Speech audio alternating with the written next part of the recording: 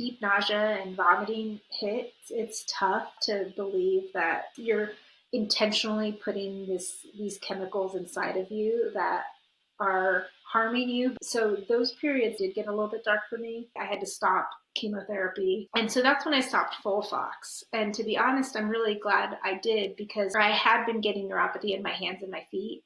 And then once I actually stopped FOLFOX, the symptoms got a little bit worse. And to the point where I've now been off of it for a full year, almost a year and a half.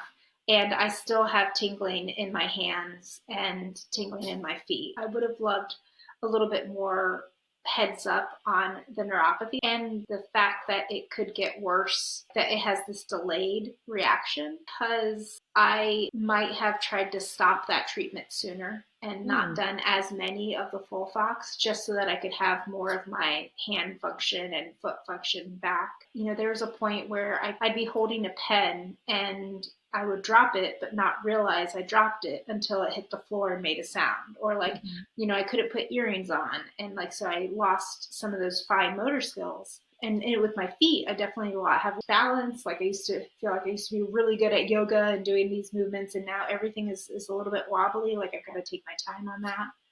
So I would have loved more of a heads up on the potential for the delayed neuropathy.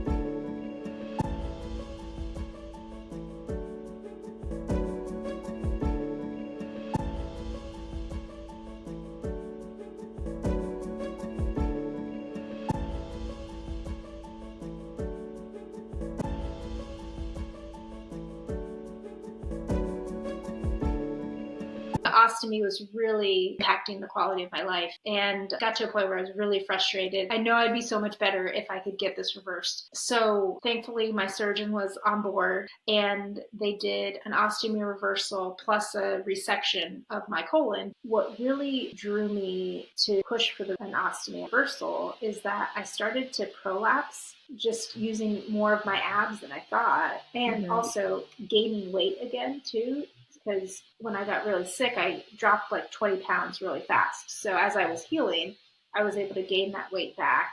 And I think that combination of gaining weight plus just working out again started to create this prolapse. And that's what really led to it impeding my everyday activity, because at a certain point, even just standing up and walking would create a prolapse. Right. And then I'd have to lay down and I'd have to fix that. And so it was I couldn't do anything. And it was just really, really frustrating. And then as the prolapsing got worse, I just kind of kept pushing it. And I was like, look, this is not working. I need something to be done. I need a reversal, or they need to go in and fix some of it so that I don't prolapse as much, because it was just really affecting my life.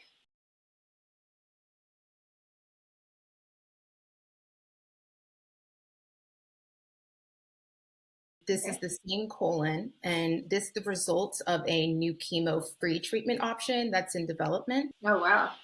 So that's 7 weeks later after treatment. So how do you feel about that? That's amazing. I mean, that would be, what is this treatment? How can I learn more about it? How do I get on the list to try to have that happen? 7 weeks is remarkable to me. Why do you think it's important to start developing chemo-free treatments? Less toxicity that we're putting into our body. Again, it's this, it kind of feels like an oxymoron. Oh, I'm choosing to put these toxic chemicals inside of me in hopes that it treats this disease. But how much is it actually impacting me and affecting my other functions, right? The chemotherapy, I did not have neuropathy before I started chemo. One thing my husband has often pointed out, he's because of the chemo. If not, you would not know I have cancer, because I'm able to function in every other way, but the side effects that I have only been from chemo. So if we could avoid it or have these alternatives to it, then that'd be fantastic. And what do you think it would mean for the families, like your husband and your mom, to know that these treatments are available as well? I think it would be a relief for them.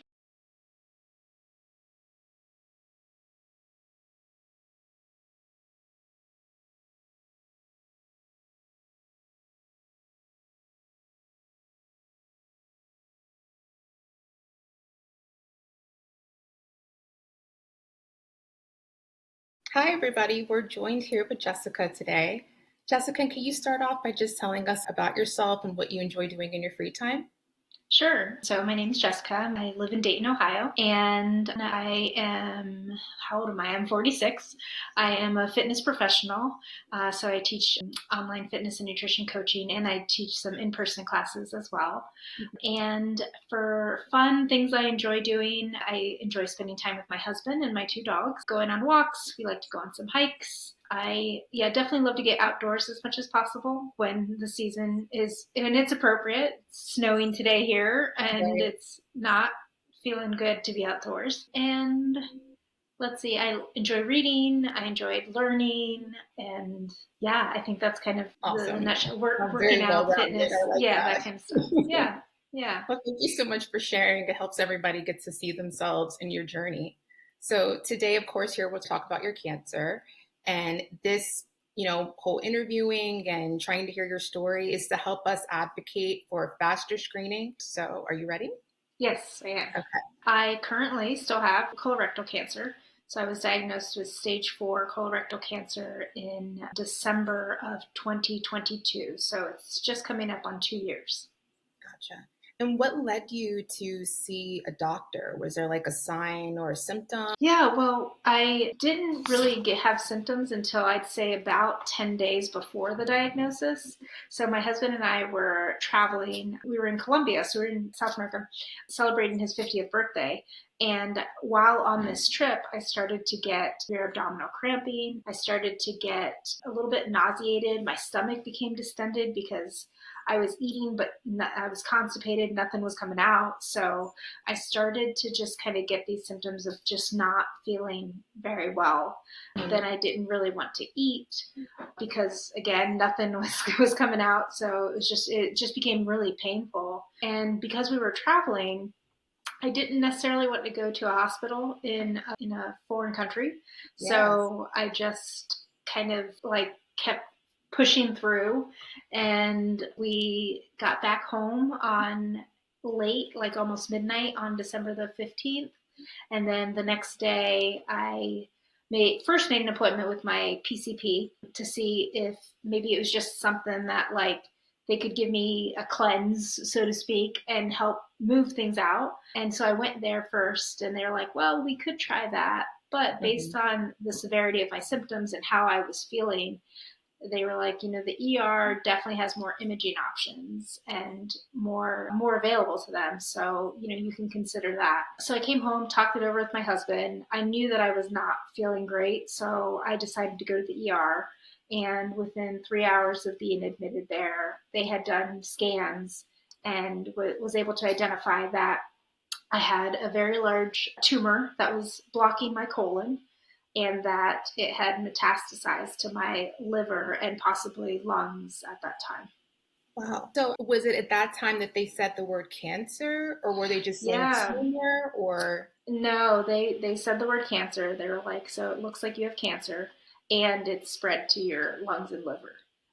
And that was all, like I said, within 3 hours. I was in pretty severe pain. I was a little bit just kind of loopy because I was out of it. I just wanted somebody to make me feel better at that Absolutely. point. So the doctor had said that yes, it looks like it's cancer. Could it technically like fully confirm it until the biopsy came back, but based on the imaging that they saw, it was pretty apparent that it was cancer. And then the biopsy came back and yes, confirmed it and confirmed that I did have metastasis to my liver at that point. What went through your mind when you heard the word cancer? I was shocked. I It just didn't seem real. I like take pride in being a healthy, fit. I consider myself young, even though like I'm 46, but I consider myself young. I'm like definitely the healthiest person in my family. And they would certainly tell you that. And I'm a vegan. Like, there's all these qualities that I feel like would preclude me from having this Absolutely. type of diagnosis, that when they said it, I was like, I don't know, that can't be right. But at that point, I was also just in so much pain that I was like, okay, like, I don't know. I think I heard what he said. It's not really true, but maybe it is. And like, let's wait until the testing is done. But it's so interesting because my husband actually, because we had just gotten back from vacation, and I knew I was going to the ER, and you know how long ER visits normally take.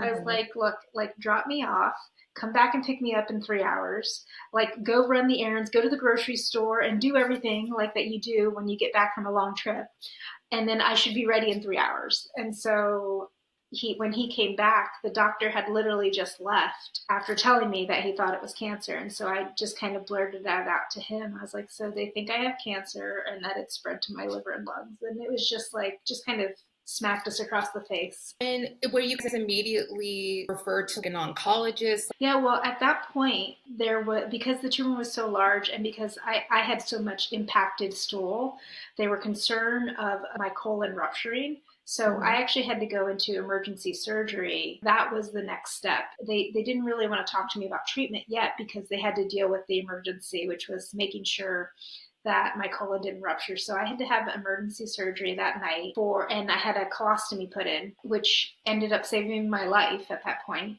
And then after the surgery, had to recover in the hospital, and I was assigned an oncologist there who came into my hospital room and then started talking to me about a little bit about what it was, but we didn't really have our first appointment, I think, until maybe a week after my surgery. And then at that point we started talking about, okay, what are my options? Okay. And my options were basically is that I needed to start chemotherapy right away because of the severity of my cancer, the size of the tumor, and because it had metastasized. What initial treatments did you go through and how long were you treated?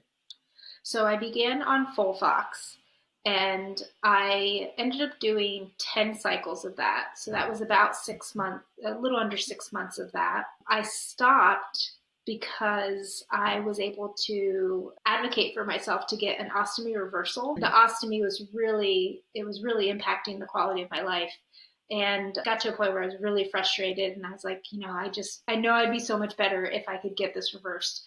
So thankfully my surgeon was on board, and they did an ostomy reversal plus a resection of my colon to actually remove the primary tumor.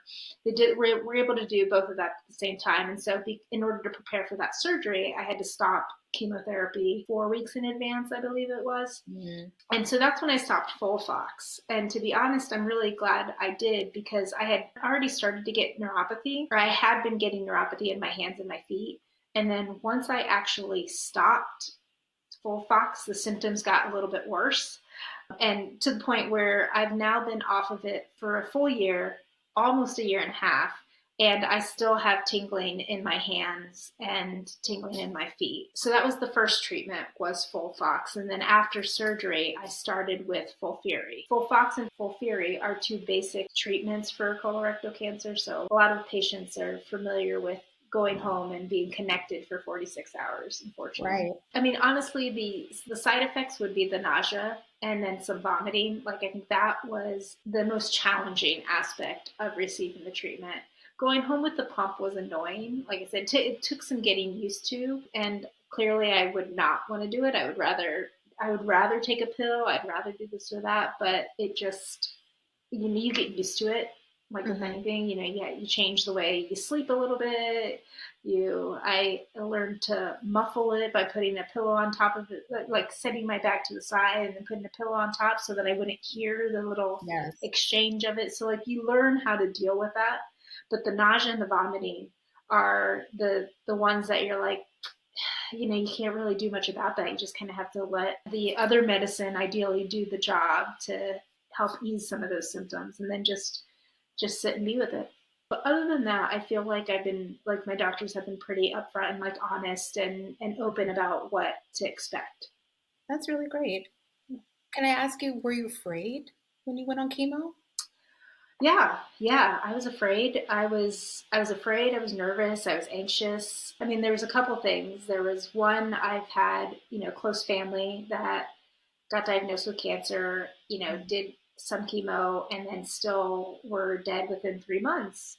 And so there's this fear of, is this chemo going to work, or am I just going to do this and I'll still be dead in 3 months? There's that. And then I think I was also somewhat scared by what like you see on TV and in movies and people who go through cancer and chemo and they live by the toilet because they're constantly nauseous and vomiting.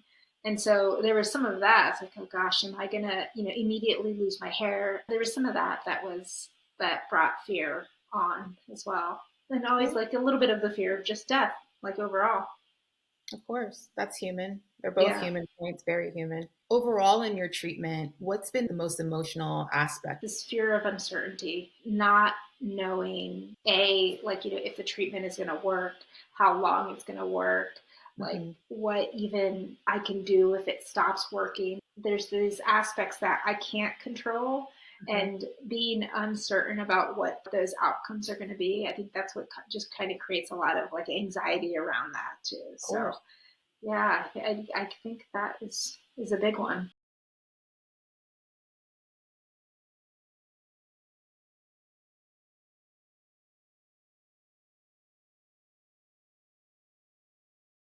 Could we talk about your ostomy, just the surgery again, the initial one? Sure. When they were explaining this to you, when you're like, you're going to go into surgery, ostomy is just a big thing to hear, especially when you're a woman. You're just like, how is this going to affect my body image, things like Mm-hmm. that. Before you went into surgery, what things were going through your mind? Was it just like, I'm just sort of focused on surviving, or were these other things also on your mind?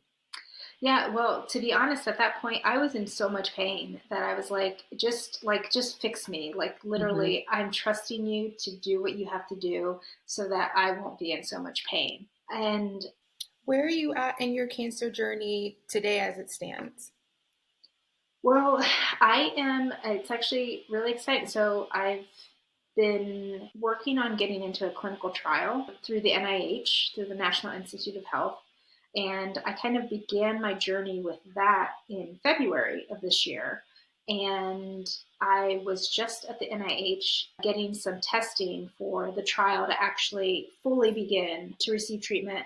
I'll go back in on December the 13th to begin this treatment for this clinical trial.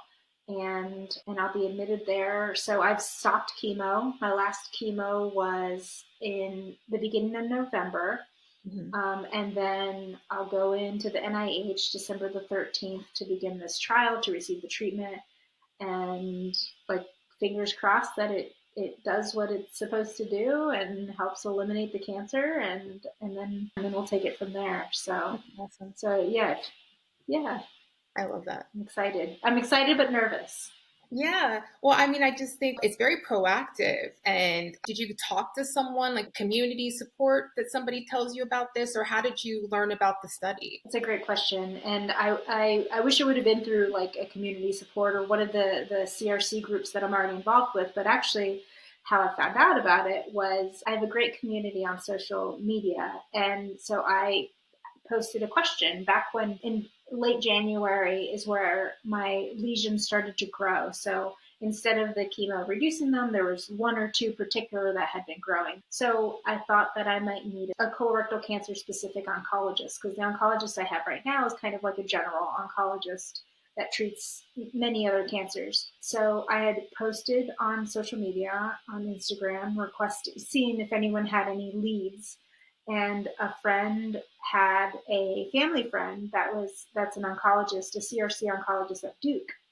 So he connected me with him, and we had like a 30-minute consultation on like a Friday night. And he was like, look, honestly, there isn't anything that I would do differently from an oncology perspective. He's like, however, the NIH is doing this really promising trial that sounds like you might be a great candidate for.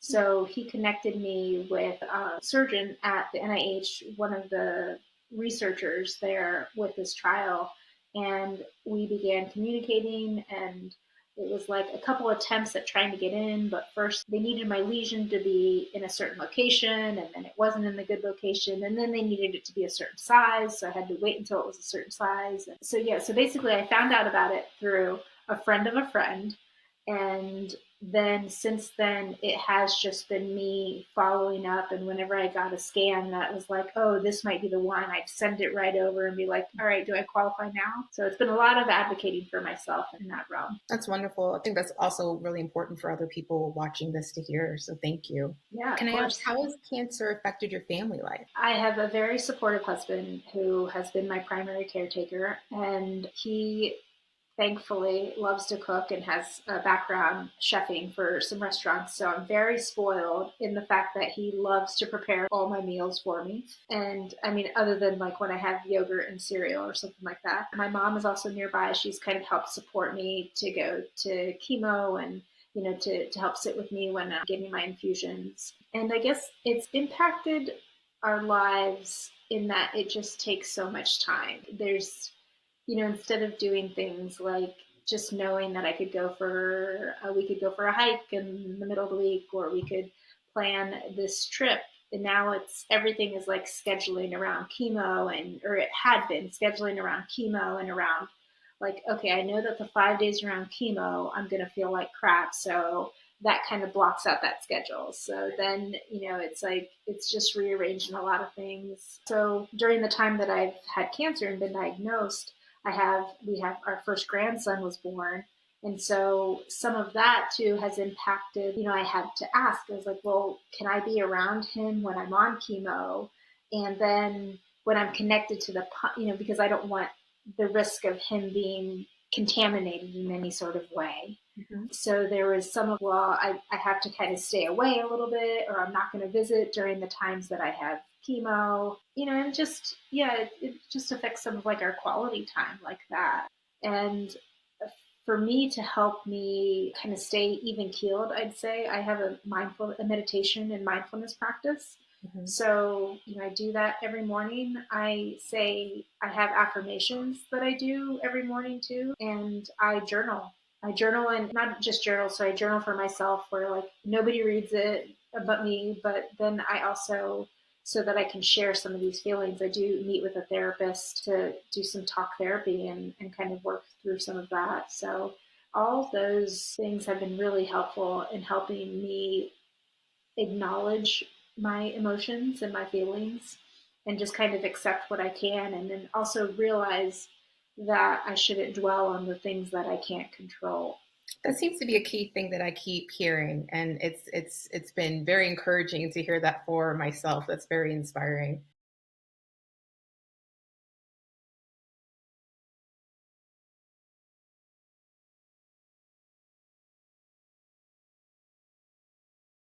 Are there specific organizations or people, community groups that have helped you get through or made a real difference in what you're experiencing? Yeah, I'd say I'd have two major groups. One, I am so fortunate that here in Dayton, Ohio, there's an organization called Noble Circle, and it is a group that was founded by 5 or 6 women 20 years ago who all had cancer, and they're like, hey, we just want to kind of come together and offer each other support. And so they founded this organization now, nonprofit for the past 20 years, and it helps to support women within our local area that have been affected by cancer in some sort of way, whether you currently have it, you had it in the past. And I meet with them. I actually started a fitness class with them because I joined them back in March of 2023. So just about 3 months after I was diagnosed, I found them and I joined them and became a part of their community. And so they've been really instrumental at just getting me some people nearby that can come to chemo if I need to, or that I know that I can reach out to. They offer monthly gatherings and just this sense of community. Even though we have different cancers, we can all share the same language, similar experiences. So that's one thing that I have locally. And then on a larger front, there's an organization called Fight CRC, Fight Colorectal Cancer.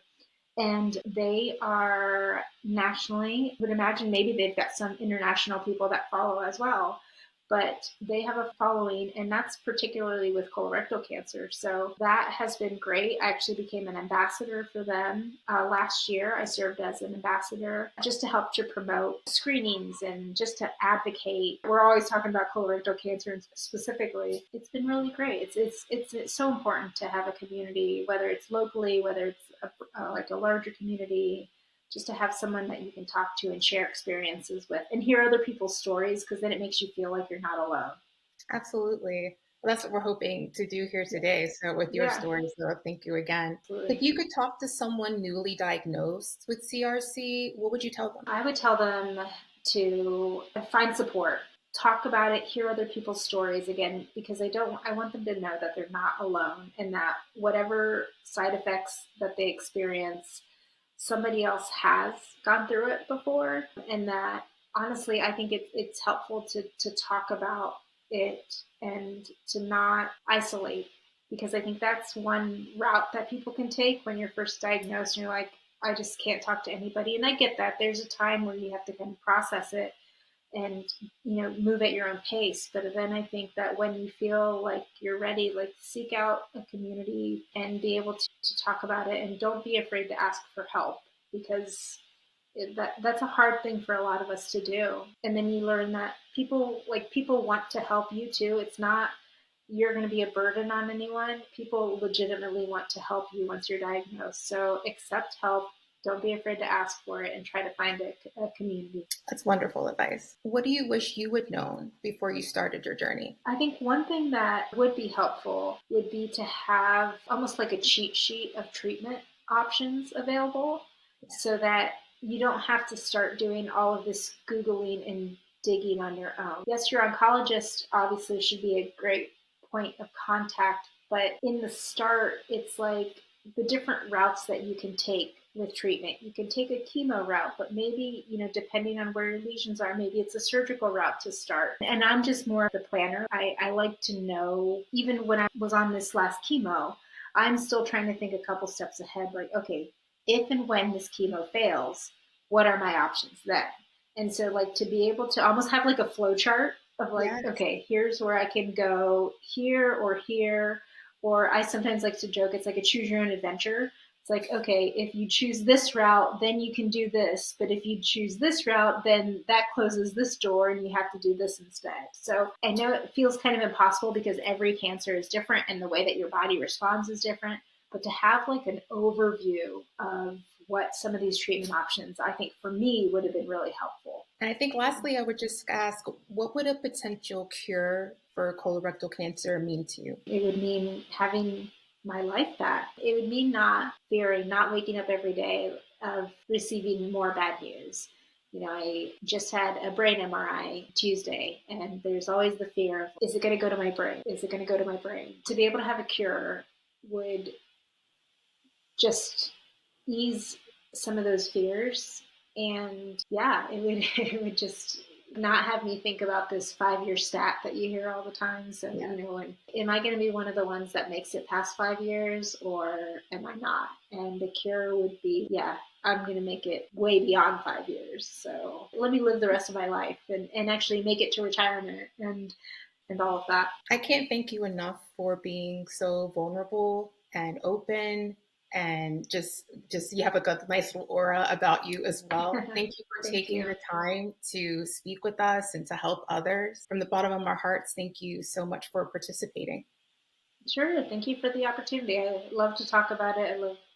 I think the more we talk about it, the more we can help educate other people, not just people with cancer, but people who have loved ones with cancer, so that they can help deal with it. So, yeah, thank you for the opportunity. Awesome.